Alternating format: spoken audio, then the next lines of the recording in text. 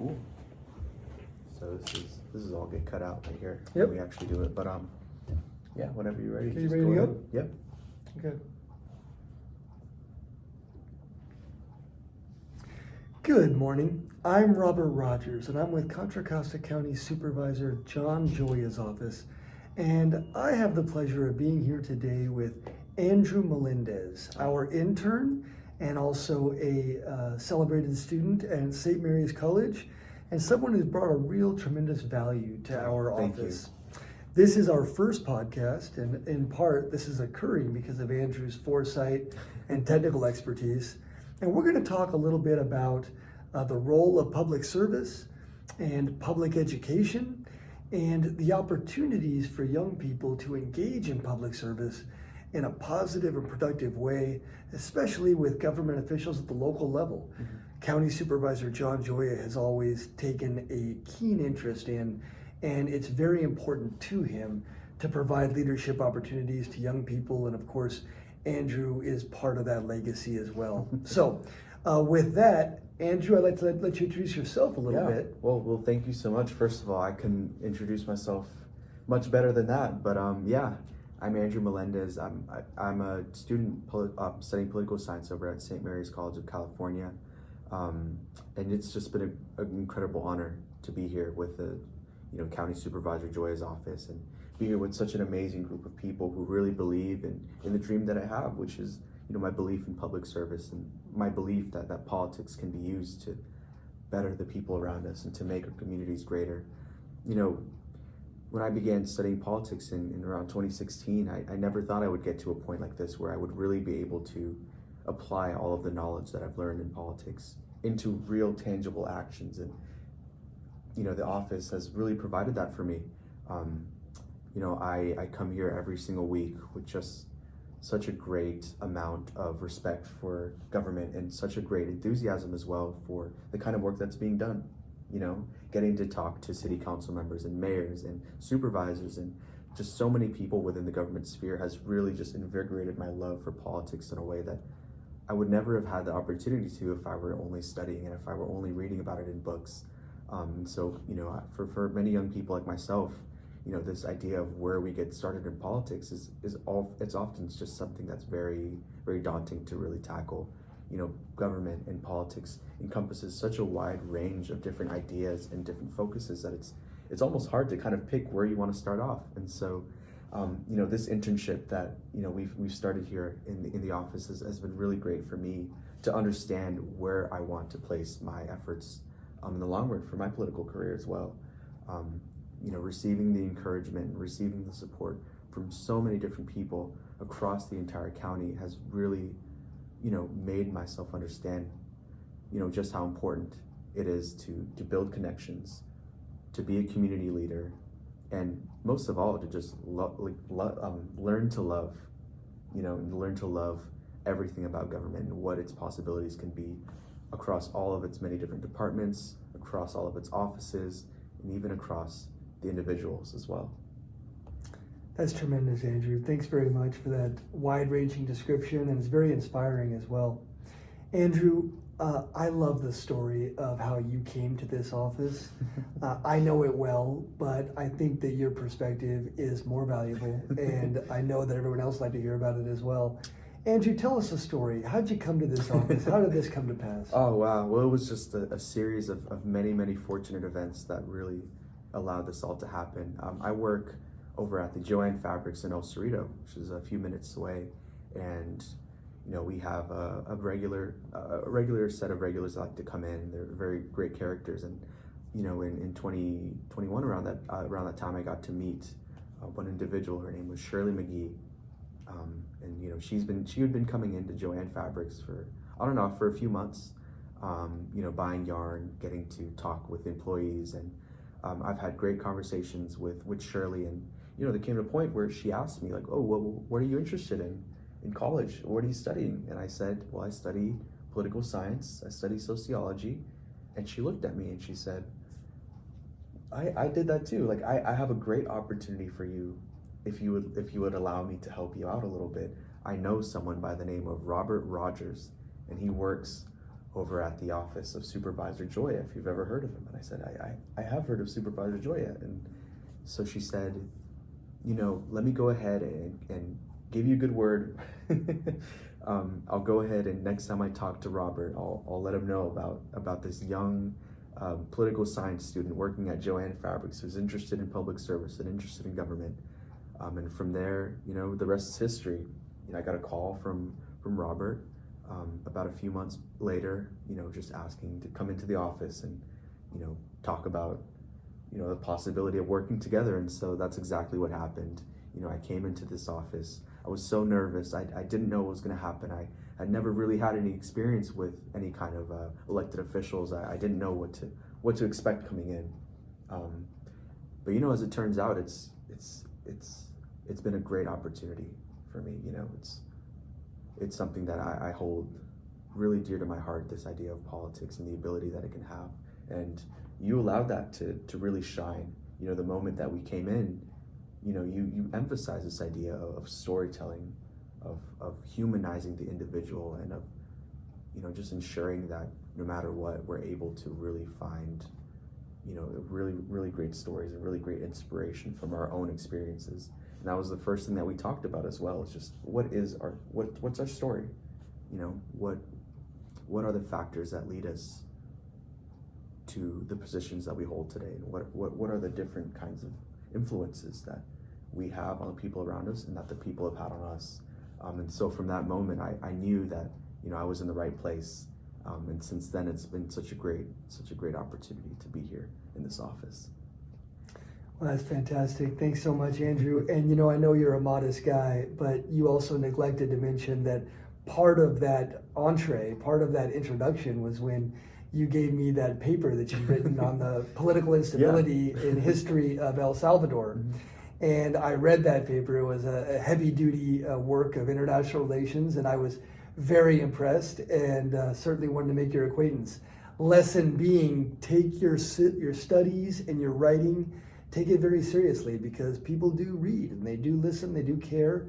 Mm-hmm. And the way that you're able to explain your ideas in writing is a tremendous harbinger of how well you're going to be able to explain yourself and conduct yourself in the world. Thank you. So well done, and shout out to all those people who are writing big papers in college. I know. Do that.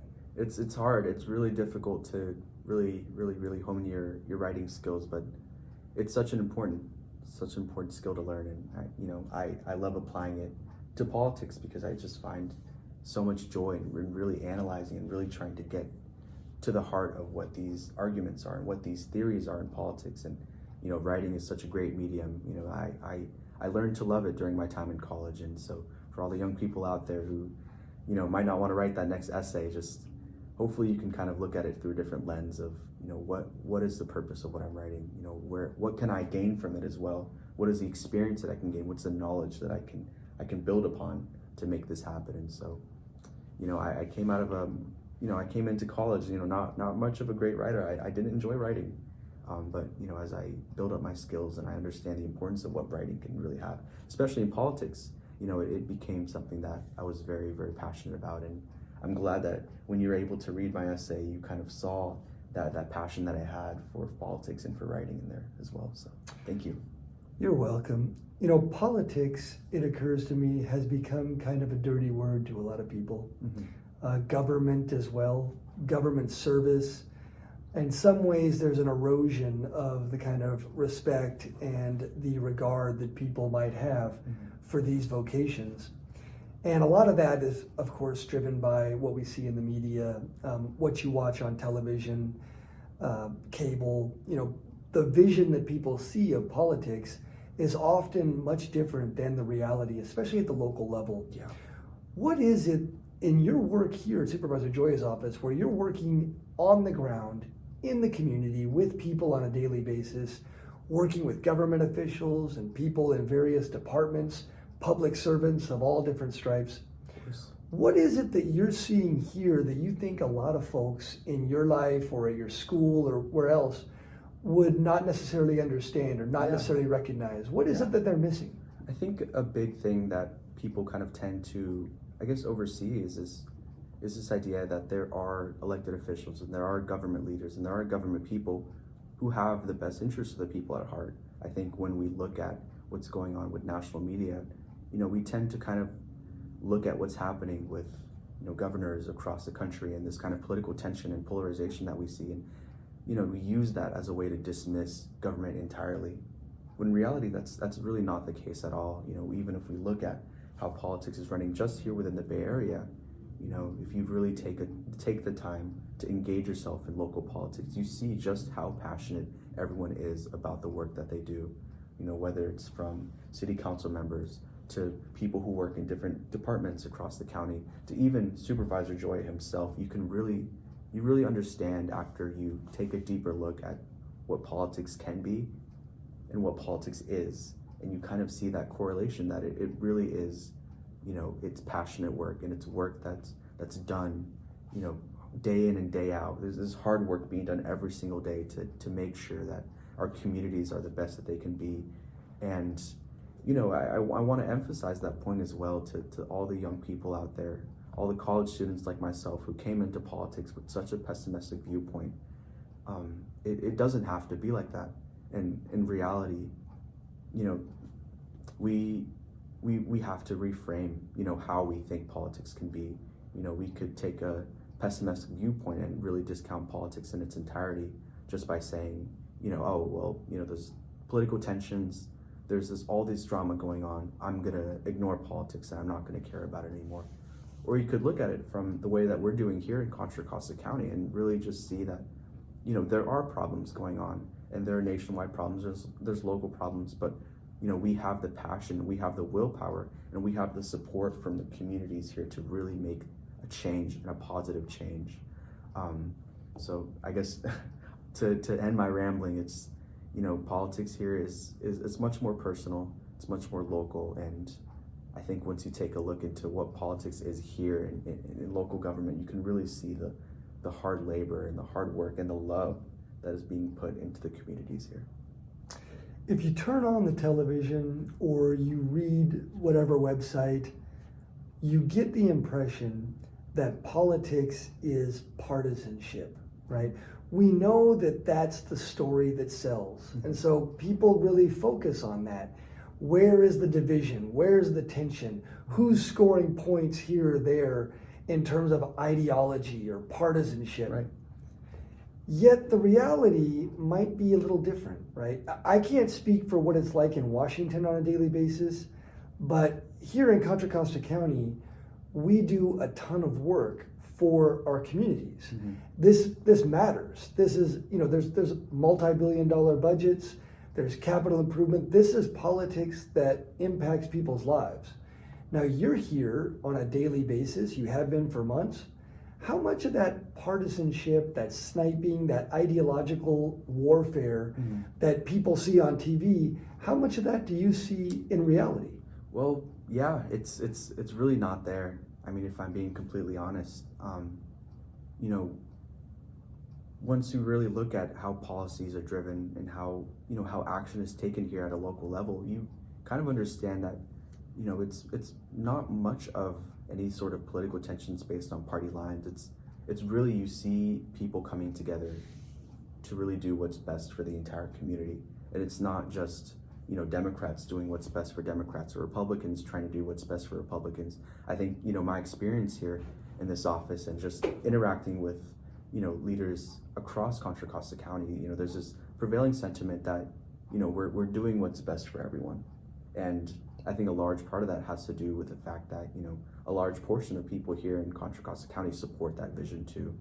And so that has really enabled us to, work together, work towards bipartisanship and work towards creating communities and creating scenarios in which everyone, whether you're Republican, Democrat, no matter what political preference you're leaning towards, you can receive the benefits and you can create a better life for yourself, and you can receive support from the government in a way that's beneficial across the board. So it's a very, very large juxtaposition to what you might believe politics is if you're just looking at it from a national lens. But ultimately, politics is much more personal than that. And I think that once you take a step back, you kind of see the ways that leaders here are actually working towards bipartisanship more than anything else, towards this idea of community-wide change that'll uplift every single individual rather than just adhering to party lines for the sake of adhering to party lines. Andrew, what's your advice? There's young people out there everywhere. They're in college, they're in high school. Mm-hmm. They might be politics or government majors or political science majors, or they might just be somewhat hazily interested in public service, or maybe they want to work at a nonprofit or whatever. Sometimes these folks have a little bit of consternation about getting out of the classroom and working in the community. What kind of advice would you have for young people when they're thinking about an internship? Well, the biggest advice I would give is just go out there and make that work happen, and don't be afraid to reach out to leaders and ask for support and ask for opportunities like I did. I came into this internship, through the connections of someone that I met, and I gave a cold email to Robert, just asking about internship opportunities. And so, my message is to just do what you believe in, and don't be afraid to really stand up for yourself. I know it's really difficult to do that in a world and in a country where it might feel as if you're being silenced, and it might feel as if it's hard to make that first step, especially in a sphere like politics where making connections is so important, and building these bridges with other elected officials and other community members is such an important part of it. Ultimately, you have the support from other young people like myself, and I think and I hope as well that as time goes on and as you're able to build these connections, that it'll lead to great change, and it'll lead to great opportunities for you. So stay vigilant, believe in what you believe in, and just no matter what, just keep going, and don't let anyone or anything stop you from achieving your goals. That's great advice, Andrew. I'm really excited about the future because of young people like you. Thank you. And my message to other young people would be, in that similar vein, the world is not probably as scary as you might think it is. I know it's not as much as it was when I was that age. There are good people across the sector in public service, in private service, in nonprofits. There are good people that want to help and work with young people. So get out there, get that internship, get that opportunity, get out there and do some work that you're proud of, and make relationships that are going to be lasting, right? Yeah. Because that's ultimately going to be how you're going to be able to process your future. That's right. And you're going to go somewhere, and we all need the help of one another, and it's really important to get out there and make those connections, and show your passion, do what you can do, and make a difference in your community, whatever that difference might be. I know you said it so greatly. It's really about just building those connections and just holding that belief in yourself and holding that confidence that you can make a difference and that you can make it in politics. It's a lot of it is really communication. A lot of it is not only the way that you can build up your own skills, like I was talking about, like my writing skills, but also just your confidence, your ability to talk to other people and make these connections. So you said it really well, and I hope that we can really drive that point down to all the young people in college who want to make that first step in politics. Andrew, thanks so much. Thank you so much for having me today. It was really great to talk, and I look forward to the future as well. Robert Rogers, Andrew Melendez, both working for Contra Costa County Supervisor John Gioia. Thanks very much for listening. Thanks so much, guys.